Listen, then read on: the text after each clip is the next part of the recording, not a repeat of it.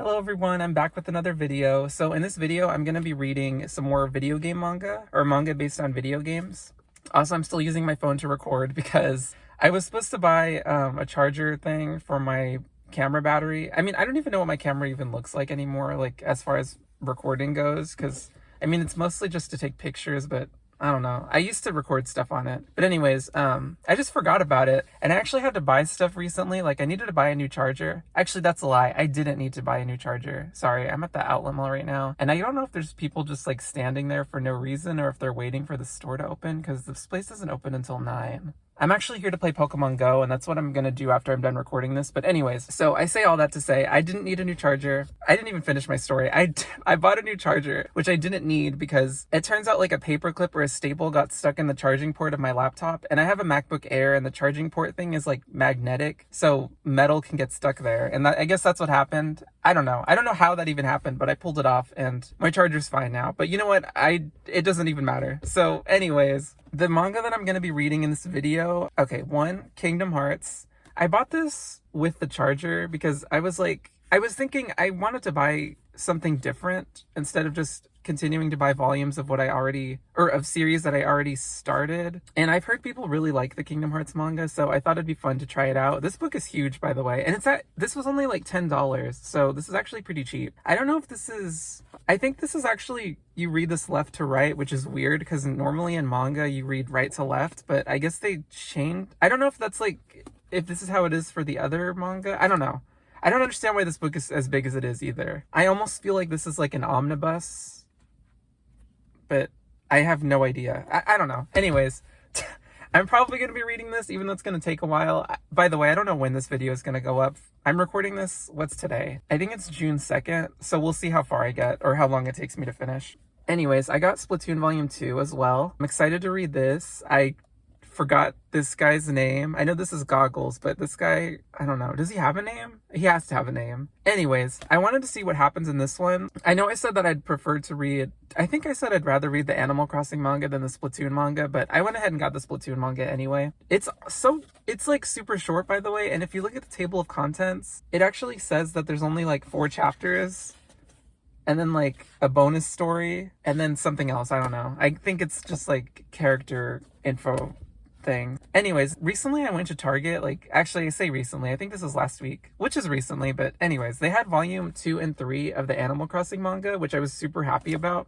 because normally I would just buy it online, which I might, usually when I buy manga online, I'm usually buying, I said usually twice, I usually buy something else with it, so I don't just buy okay, I'm gonna be honest, I do buy a lot of the stuff on Amazon, just because I usually need to buy something else. And I'm like, okay, I'll just buy this, and then I can buy the manga, and then I can get free shipping. But I might start, just buying manga on its own at, actual bookstores or book websites. And hopefully they have, a free shipping deal there. And also, hopefully they have the manga new, because I'd rather own new manga than used. When it comes to used books, I don't really care that much. But if it's, a manga, I don't know. I feel like it needs to be new. It doesn't need to be new, but I'm scared that if it's used, there's going to be some kind of horrible issue with it. But anyways, I don't know if I'm going to read both of these or if I'm even going to read any of them, but I'm for sure going to read Splatoon and Kingdom Hearts, and we'll see where I go from there. But yeah, sorry if that was kind of long-winded and rambly, but I'm excited to see what happens next in those books. I'm also excited to see what's different about this than the actual game. Not that I'll really remember, but I mean, especially with video games, the way that stories are told, they're kind of padded out a little bit because of gameplay and stuff. It's you have to go through a bunch of different gameplay sections before you actually get to the plot. So I want to see how that's sort of I want to see how they handle it in this, I guess. And also how the Disney characters are handled. I don't know. I'm curious, but yeah, anyways, that's it. I'm gonna go play Pokemon Go now. Okay, I'm back with an update. So first off, I don't know if this angle is the same as it was before. It probably isn't. I'm in the same place as I was in my last recording, which is the outlet mall. Basically, I'm going to play Pokemon Go. I didn't want to come here without an update of any kind, so I went ahead and read Chapter 1 of Splatoon Volume 2, and I actually really like it so far. I don't know if I said this in the last footage or the last recording I did, but I thought, okay, his name is Ryder, by the way. I know I forgot his name.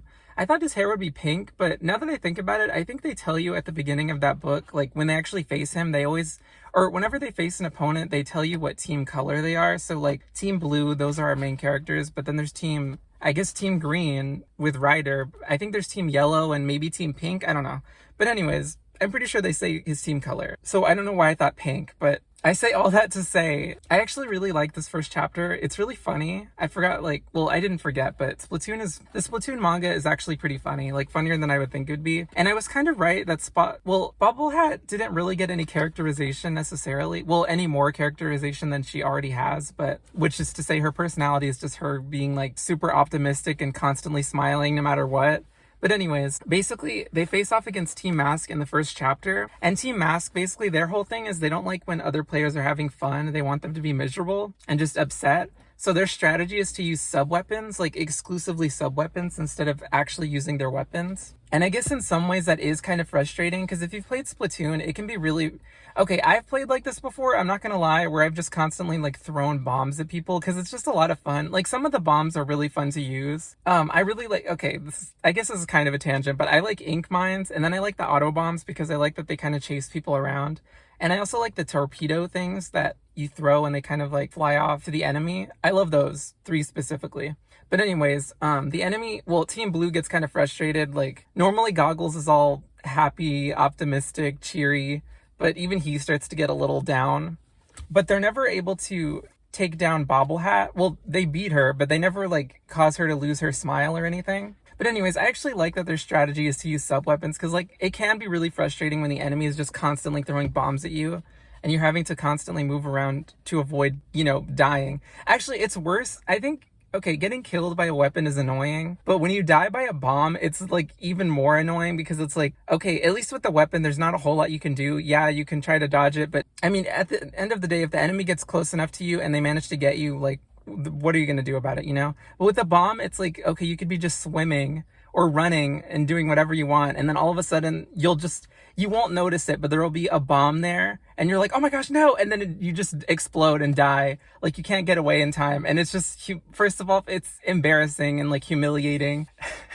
Especially, okay, it's one thing if they just throw a bunch of bombs at you, but it's another if there's just one single bomb and you just don't even notice it and you die. It's kind of funny, but it's also really annoying. But anyways, I like that that's their strategy. I feel like it fits with their MO where they want people to be upset. But anyways, like I said, Bobble Hat, she doesn't really, there's nothing that can bring her down. She's constantly having fun. She's always having a good time. And her teammates see that and they kind of start to have fun as well. They're like brought back into the game. They realize like, okay, you know what? This is a game. This is a lot of fun. I'm with my friends. Let me just enjoy myself. And I really like that, because that's kind of how Splatoon is. I feel like it can be really frustrating, but it can also be a lot of fun, especially if you play with friends. If you don't play with friends, okay, also if you play with friends, you know what, even if you play with friends that are on the enemy team, because in Splatoon it kind of randomizes you a bit, so you might be with your friend but you might not be. I think they changed that in Splatoon 3, so now you can squad up with a friend, I think. I don't know, I forgot exactly how it works, but basically it can be fun even when you're playing against your friend, because it's just funny to like have you two splat each other. At least that's been my experience when I played with my friend. Anyways, this is kind of a long tangent, but yeah, I actually really like this so far. It's pretty funny. I'm excited to see where it goes from here. This book is super short, but it is what it is. Anyways, I'm about to go play Pokemon Go because I've been sitting here for a long time. Okay, update. Pokemon Go update. Not even a reading update. I just got back. It's been like 30 minutes. No, it's been like 40 minutes. It's so hot outside. And I think I misunderstood this event. For some reason, I was thinking it's like... I was thinking that the reason you do it is because you can get shiny Pokemon just from encountering them, but no, you have to do research tasks. And in this game, research tasks... This is like a random Pokemon Go tangent, but if you play Pokemon Go, you know. But anyways, research tasks can only get 1 a day from each Pokestop, and there's some here. There's actually a decent amount here, but I think I'm gonna have to go somewhere else because there aren't enough. Also, it's not that busy, but it is kind of busy-ish. The last time I came here and played this, it was raining, so there weren't really that many people outside, and I think that's why it felt like so much less busy. Anyways, I think I'm gonna go on the other side. Oh, I don't want to go on the other side. I mean, I don't mind going on the other side. I feel like I'm mumbling right now. I don't mind going on the other side. It's just getting there is going to be a pain, and getting out is going to be even worse. So I might go the back way. I don't know. I'll figure it out. Okay, so Pokemon Go update. I'm back home. Wow, my hair's kind of messy. It's really hot outside, so I didn't want to be out there much longer. Also, like I said, this event was kind of weirder than I thought, and I don't really want to go around just like looking for Pokestops, so I'm good. I managed to catch 2 shiny Pokemon, shiny Weedle and shiny Sableye. So to me, that's a success. Like, I didn't expect to get any. But yeah, that's pretty much... Oh wait, I was about to end the video. No, I have barely given any updates on reading. I guess I'm going to try to finish Splatoon today, and then, I don't know. I really have no idea what I'm doing today, but anyways. Okay, I'm back with the reading update. So, also, I don't know if I want to record this like this right now or if I want to use my camcorder. This is really old, by the way, but I kind of want to use it to see what it looks like because I don't like using my phone, but I don't know how I'm going to set it up. And also, I can't, like, at least with my phone, I can kind of see what I look like, but I don't know. I'll figure it out. Maybe that'll be my next update, I guess. But actually, my next update's probably going to be my last because I think I'm going to finish this today. Anyways, I not finished reading. I got to page 78 in the Kingdom Hearts manga. So far I really like it. I feel like it kind of, I don't know if it expands on the story of Kingdom Hearts. Should I explain the plot of Kingdom Hearts actually, just in case you've never played it? I don't even know what to say. Like, there's so much going on in Kingdom Hearts, it's hard to explain. Okay, so the plot of Kingdom Hearts, basically for the first game, and I guess what this first... Actually, I don't know how far this book goes. I assume this isn't going to cover the whole story because I'm not halfway through, but I'm still like at the beginning of the plot. Like, we're introducing the villains at the moment. But anyways, basically Kingdom Hearts, the first game at least, is about Sora and his two friends. They live on an island, Sora, Kairi, and Riku. And one day, well, okay, before this even happens, things are already getting weird. Sora sees some strange guy in a brown cloak thing, and we see Riku acting kind of weird too, although only the audience sees that because Sora's not there when it happens. But anyways, so basically suddenly the darkness shows up, and what the darkness does, I actually don't know if this is explained more because I don't know. Listen, the plot of Kingdom Hearts always confused me just a little bit, and this part, especially at the beginning, I always found very strange. But anyways, basically the darkness comes over and kind of takes over the island, and Sora gets kicked out, but he does get a weapon known as the Keyblade, which is supposed to be the thing that's able to release the hearts of a Heartless or something. I don't know. Basically, he gets a weapon called the Keyblade. It's super important to the story. It is called Kingdom Hearts, and that Keyblade, I guess it hasn't come up yet, but whatever. It's really important for the plot. But anyways, that's kind of what Kingdom Hearts is about. Oh, and basically from then on, Sora ends up in this place called Traverse Town where people from Lost Worlds end up, and he ends up meeting, not Sora. He ends up meeting Donald and Goofy, who are searching for King Mickey, who has disappeared, but he left them a letter telling them that they need to find someone important, who is Sora, as it turns out. So basically, yeah, that's the plot. So Sora is looking for his two friends, Kairi and Riku, and Donald and Goofy are looking for King Mickey. So we'll see where the plot goes from there. I mean, I already know what happens, but yeah. Anyways, I'm sorry about the angle change if it changed, if it didn't. Is it weird that I always have my seatbelt on? I don't know. So some notes I wrote down. First off, in the beginning, we actually see Kairi arriving on Destiny Islands. It's only on a page, but I don't think we ever saw that in the game. Sorry, I thought somebody was walking by me. It was just a bird. But yeah, we never see that in the game. So I thought that was kind of a cool detail. And also the whole reason, okay, I forgot to mention this, but Kairi, Riku, and Sora are trying to get off the island because Riku wants to see other worlds. He mentions that they wouldn't have even known that other worlds were out there if Kairi didn't end up on Destiny Island. Is it Destiny Island or Islands? I don't know. But anyways, by the way, why do I feel like I've said anyways like 10,000 times in this video. I'm gonna stop saying it. So as I was saying, they're trying to actually get off the island just to see other worlds. And honestly, Riku acts really weird in the game. Like, he acts even more weird in the game. They kind of cut some stuff out. I don't know, Riku is very strange in the first game, and in this book in general, he just acts like he's possessed or something. It's weird. And he looks like he's possessed too. I'll put up a panel or something of him looking crazy. But I did think that was a cool detail that we actually saw Kairi getting onto the island, and we saw, or that's actually brought up, and that's the whole reason that they're going. I mean, I guess also because they want to see other worlds. I don't know. They're kids. They want to explore, I guess. Other things I liked that Minnie is a bit more expressive. I felt like, okay, Mickey and Minnie's faces in Kingdom Hearts, the video game, they just look weird to me. And it feels like they don't express very much. I don't know how to explain it, but their faces always feel so stiff. But here we actually see Minnie making more faces, more expressions, and I actually really like that. We also saw Sid in this, I almost said game. We also saw Sid earlier in the manga than we do in the game. I think Sid only shows up in Kingdom Hearts 2. So I don't know if we're gonna get other characters that show up before they do in their video game debut, but we'll see. But I actually really like Sid. I mean, I know Sid is kind of like, I know Sid is not a great character in not Kingdom Hearts, in the Final Fantasy video game, but I mean, he's kind of played down a little bit in the manga, or not the manga, but in the Kingdom Hearts universe a little bit, because in the video game, he's kind of, I don't know if he's abusive, but he's really awful to his assistant, who I think he also marries at some point. But in the manga, he just kind of seems like this rough around the edges guy. But I like him so far, honestly. I don't think he's gonna do much in this story, but I just wanted to point that out. Oh yeah, there was this really weird part. There was a part of the story, hold on, let me see if I can find it, because it was just bizarre. Okay, so basically, Sora ends up fighting this giant heartless creature. It's kind of, I feel like it's kind of an iconic fight in Kingdom Hearts, like fighting this giant monster at the beginning of the game. It happens in Kingdom Hearts 1, it happens in 2, and I think it happens in 3 as well. I don't know if it happens in the spin-offs, I don't remember. I don't think it does actually, but anyways. So basically, Sora's facing this thing. Okay, this part's weird. So basically, there's some like narration. I guess, I don't know if Sora's hearing voices in his head, but they say, when you encounter a giant enemy, aim for the eyes. No one can toughen one's eyes. And then it says, excerpt from Life and Death Battle with the Bengal Tiger by boxer Shihodo Okada. And then like in the corner of, well, not in the corner, but under the panel, it just says, who's that? I don't know if that's like a translator's note or if that's Sora thinking that. It was just really odd, but it's kind of funny. Oh yeah, and okay, this also doesn't happen in the video game, or maybe it does. I feel like it doesn't, but Sora meets this random lady and she's kind of weird. She's a little creepy, but anyway, she gets killed. Well, she gets attacked by a Heartless, like stabbed through the chest, and then her little heart floats away, because in Kingdom Hearts, that's kind of what happened. Oh wait, no, that doesn't even happen. That's what happens when you kill the Heartless in Kingdom Hearts. Their hearts just kind of float into the sky. Actually, I think someone does die in Kingdom Hearts. I'm pretty sure someone does, because I distinctly remember something like that happening. But anyways, it's a little more brutal in this game, I feel like, because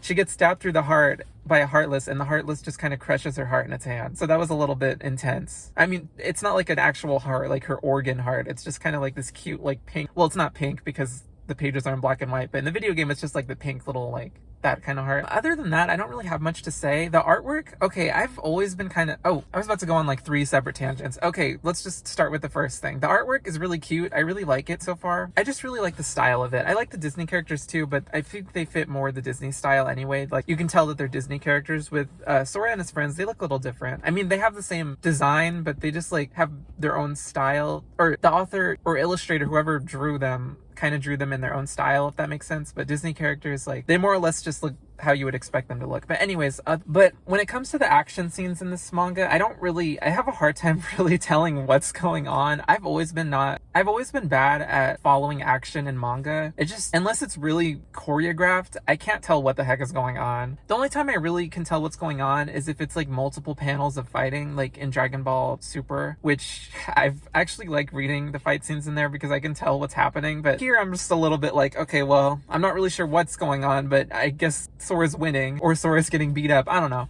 But that's kind of the only problem I have with it. I have a hard time figuring out what's going on. But I think that's all I have to say so far. So I think the next time I come back, I'll be finished and I'll give my final thoughts on this and I'll close out the video. Alright, I'm back with the final update. So I finished Kingdom Hearts. It actually took me a couple of days. Okay, can you even see? You can kind of see Sora.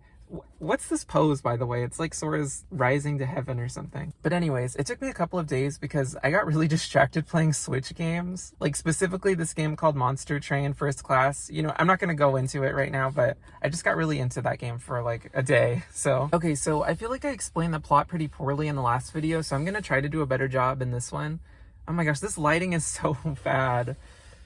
The freaking sun, it's so hot. I need to just move somewhere else, but I don't really feel like it. Okay, so anyways. Okay, so basically Sora and his friends get kicked off their island because it gets swallowed up by darkness. So the way that happens is basically every world in this universe, there are multiple worlds. Every world has a heart in it. Like every world, the world itself has a heart. And if the Heartless steal that heart, then the world disappears. I don't really know what this means for the people living in that world. I'm not sure if they all get scattered off or if they all just disappear. I don't know. But we know for sure that Sora and Riku get kind of, well, we don't know exactly what happens to Riku, but we just know that he and Sora are off the island. As for Kairi, no one knows where she is. And Sora and Riku are both looking for her. And it's kind of Sora's main mission in the story, basically just to find Kairi and Riku and get them back. Along the way, he meets Donald and Goofy, who are searching for the King Mickey, and the three of them visit different worlds, and they use Sora's Keyblade, which he gets on Destiny Island. It kind of just appears to him for some reason, but basically it's the weapon used to fight against the Heartless. But not only that,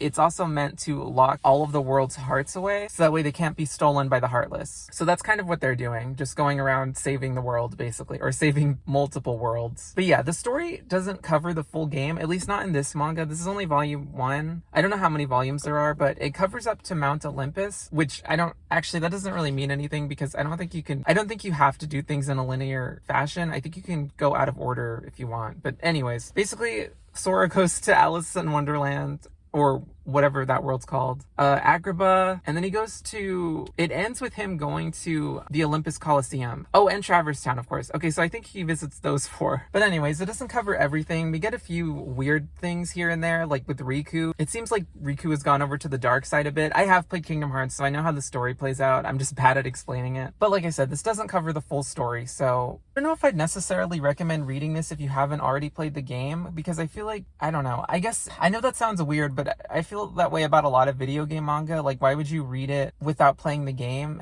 Or read it without consuming the game in some way, whether it be playing it, watching someone else play it, or watching someone play it on YouTube or something, or stream it. Okay, so I feel like I moved a little bit. I don't know if this happened. Okay, so there are a few different things that happen in the manga compared to the game, and I think it kind of expands on the game a little bit, the story at least. I don't know if this is canon necessarily, but I mean, I don't see why it couldn't be. Okay, but in the manga, for example, Cheshire Cat, in the game, he kind of just guides Sora around and gives him weird riddly hints, I guess. But in the manga, he does the same thing. But he also gives Sora the power of Blizzard. I don't know if that happens in the game. I'm pretty sure it doesn't, but I could be wrong. I was actually wrong about Sid, by the way. I said he doesn't show up in Kingdom Hearts 1. He totally does. So I feel kind of silly for saying that, but whatever. But it also turns out that Cheshire Cat... Okay, so we see the villains talking amongst themselves and plotting and scheming and doing all that. And they also say that apparently they tried to invite Cheshire Cat into their little group, but he turned them down. So I don't know, that's interesting. I don't know if you consider Cheshire Cat like a good guy or a bad guy. I guess he's sort of a neutral party, but I don't see how he could be neutral if he's helping Sora. I don't know. Anyways, that means he's an ally more than anything, because like I said, he's kind of